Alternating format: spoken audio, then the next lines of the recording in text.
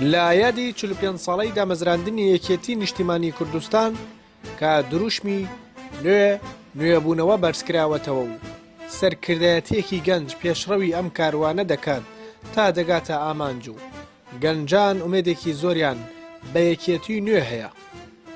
لە سیاسەتی سەرکردایەتی بڕوانینی من بەڕاستی هەنگاوەکانی بەرەو باشتر دەڕوات.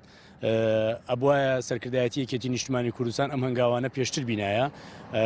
بەڕاستی داواکارم لە سەرکردایەتی یەکێتی نیشتیمانی کوردستان بەرەو باشتر بۆ خەڵکەکەی بڕوانێت بێتە ناو قاعیدەی جەماوەریەکە جارێکی تر. داواکارین سەرکردایەتی نوێبوونەوەیەکی تەواو بکاتن، هەروەها گەنجان ئیرادەیەکی بەهێزیان هەیە کە بتوانن یەکێتی نیشتیمانی بەرەو پێش ببن.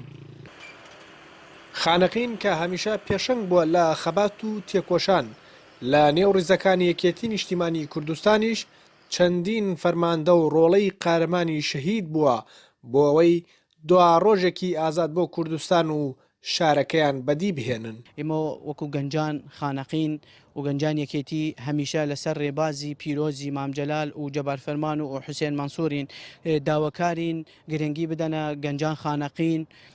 ئەو قۆناغی کە بڕیمان قۆناغێکی زۆر باشە بۆ جەماوەر و خەڵکی کوردستان. ئێمە وەکو لە ناوچە کێشە لە سەرەکان ئێستا لە بارودۆخێکی زۆر خراپداین، داوا ئەکەین ئەمنیەتی ئەم شارانە بپارێزن. یەکێتی نیشتیمانی کوردستان وەک چۆن لە سەرەتای دامەزراندنیەوە هیوا و ئاواتی گەلێکی ستەم لێکراو بوو، یەکێتی نوێش لە سەردەستی هاوسەرۆکانی بەرگێکی نوێ بەبەر حزبە دڵخوازەکەی کۆمەڵانی خەڵکی کوردستانیان کردووە و لێستادا بۆتە جێگای ئومێدی سەرجەم چین و توێژەکان. دەشتی جەماڵ، گەلی کوردستان، خانەقین.